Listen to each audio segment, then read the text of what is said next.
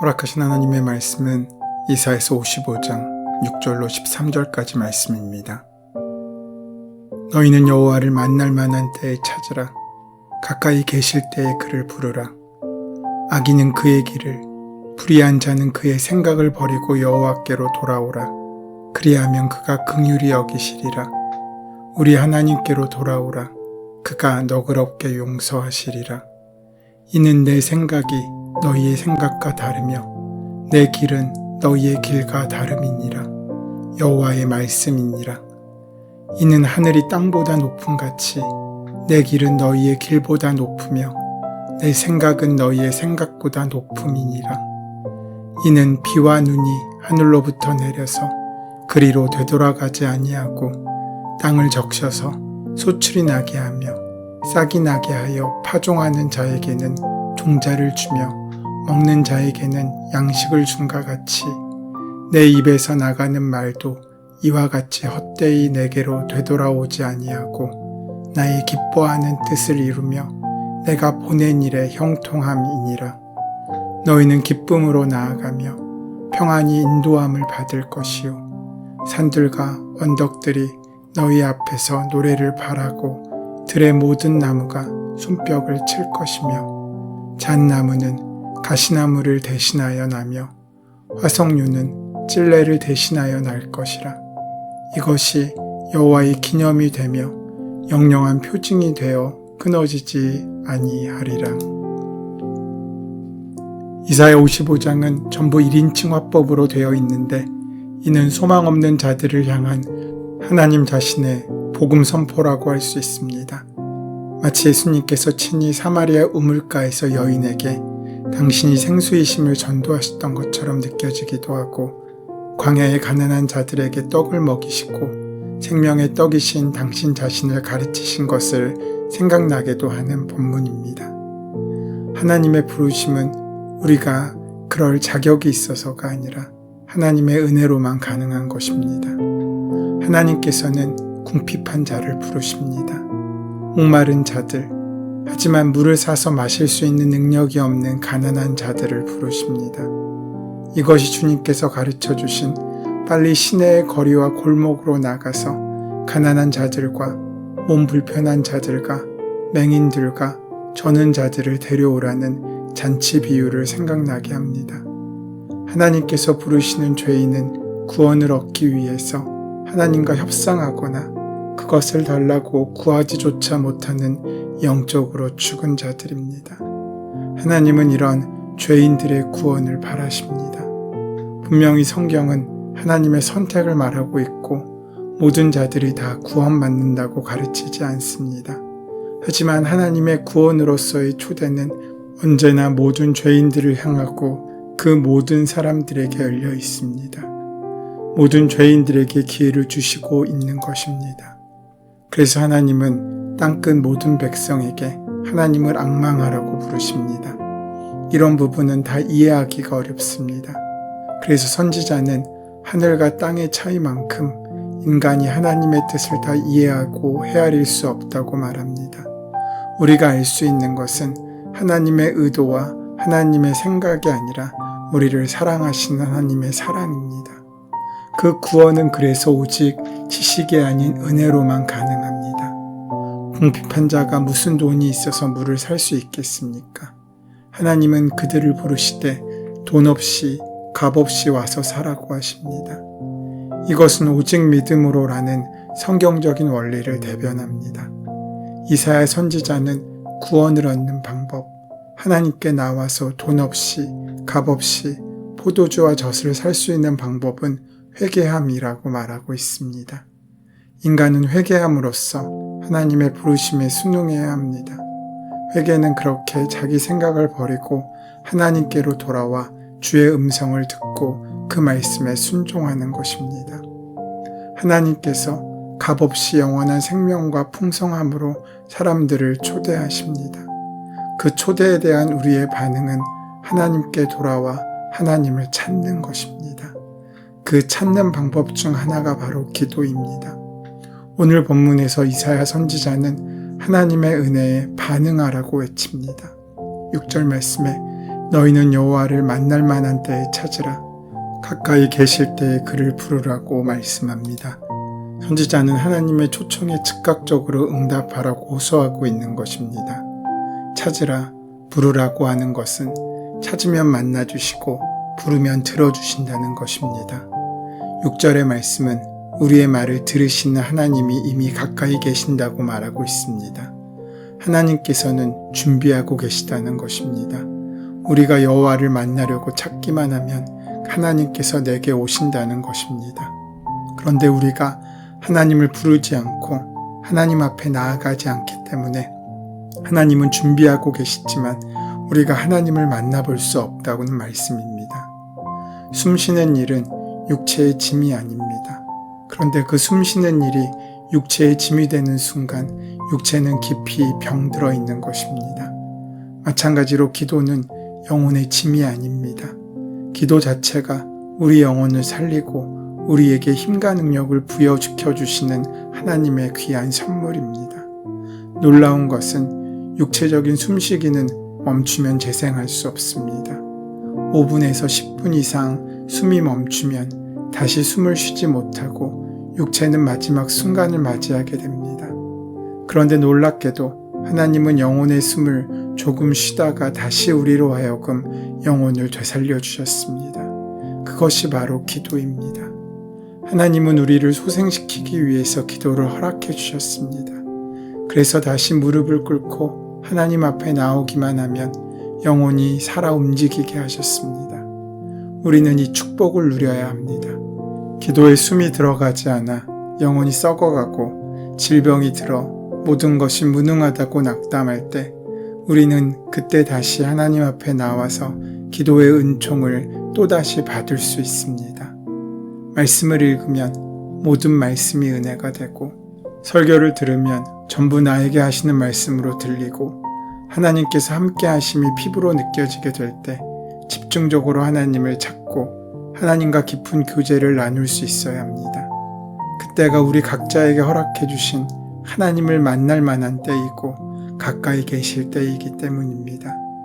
그때의 하나님과의 깊은 만남과 교제는 혹 하나님께서 멀리 계신 것처럼 여겨질 때도 하나님을 충분히 신뢰할 수 있게 해주는 디딤돌과 같습니다. 그러면서 이사야는 우리가 하나님 앞에서 어떤 기도를 드려야 하는지를 알려줍니다. 오늘 본문 7절 말씀에 악인은 그의 길을, 불의한 자는 그의 생각을 버리고 여호와께로 돌아오라. 그리하면 그가 긍휼히 여기시리라. 우리 하나님께로 돌아오라. 그가 너그럽게 용서하시리라. 하나님께서는 우리를 너그럽게 용서하실 준비를 하고 계십니다.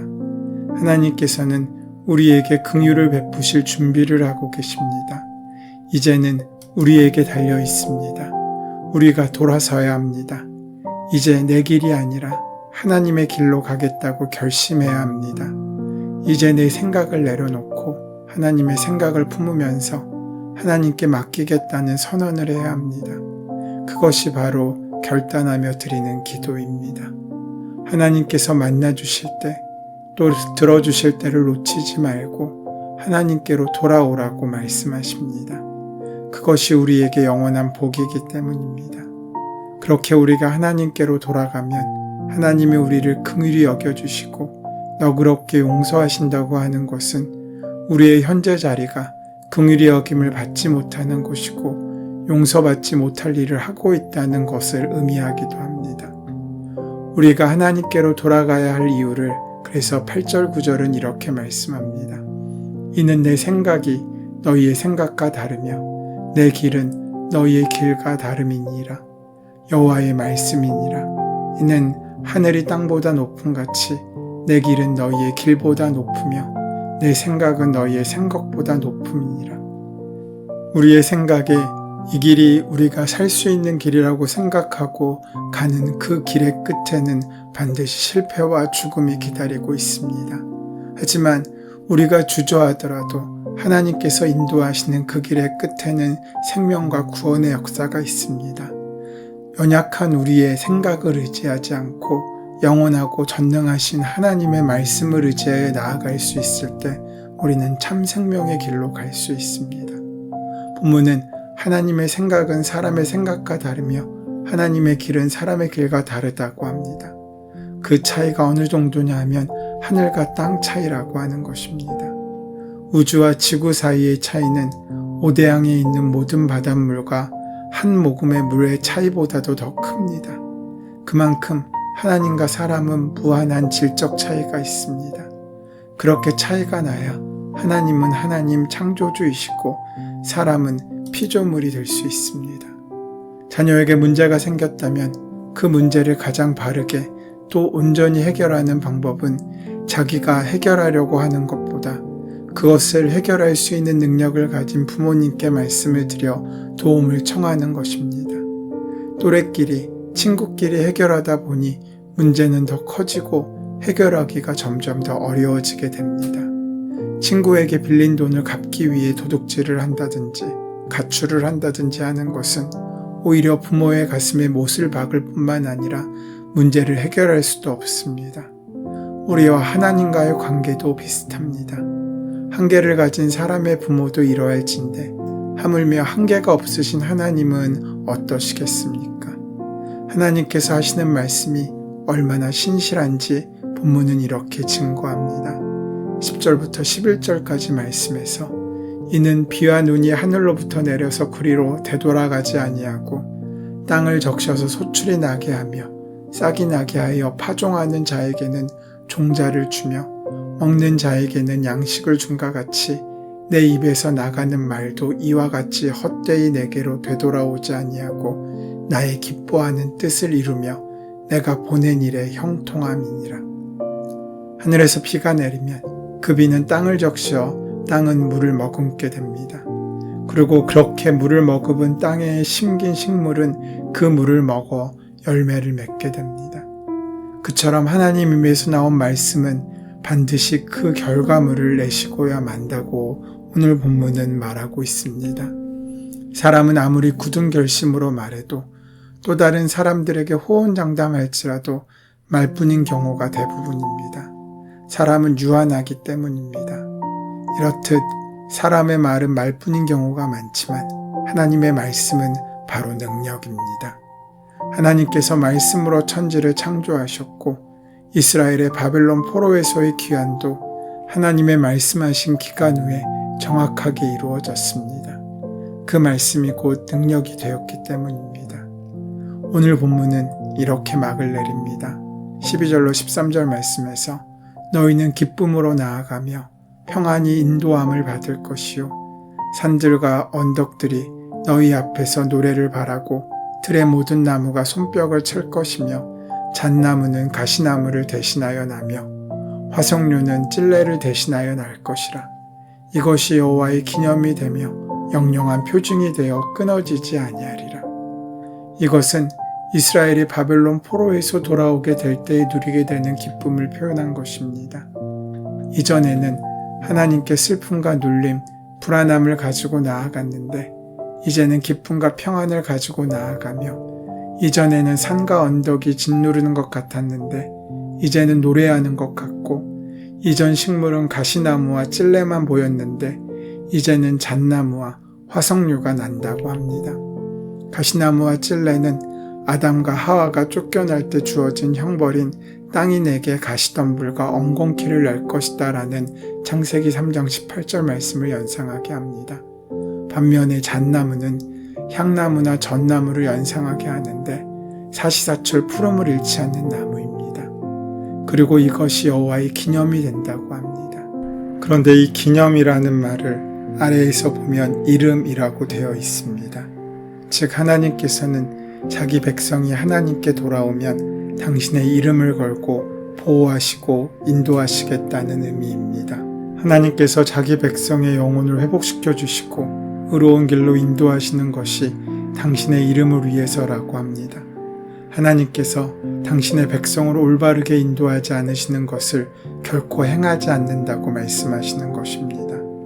우리는 우리의 모든 소유와 우리의 존재 자체를 들여서 무엇인가 얻고자 열심히 살지만 그렇게 얻은 것이 우리의 영혼을 배부르게 하지 못할 것들임을 마지막에야 깨닫습니다. 그러나 우리와 다르신 하나님의 생각과 우리의 길보다 높은 하나님의 길이 지금까지 우리를 인도하셨다면 그 길의 끝에는 반드시 귀한 은혜와 기쁨이 예비되어 있을 것입니다. 그 귀한 즐거움과 은혜로 복되게 살아가는 우리의 한날이 되기를 소원하고 축원합니다. 은혜의 주님, 오늘도 주님 안에서 함께 지어져 갈 뿐만 아니라 하나님을 우리의 주인으로 삼고 살아감으로 하나님의 말씀의 진리를 우리의 삶을 통해 증명하는 한날이 될 수 있도록 인도하여 주시옵소서. 예수님의 이름으로 기도드립니다. 아멘. 이제 이 아침 우리에게 허락하신 오늘 본문의 말씀이 지금 나에게 말씀하고자 원하시는 주님의 음성으로 만나지기 위하여 본문의 말씀을 깊이 묵상하시고 함께 기도하는 시간 가지도록 하겠습니다. 함께 기도합니다.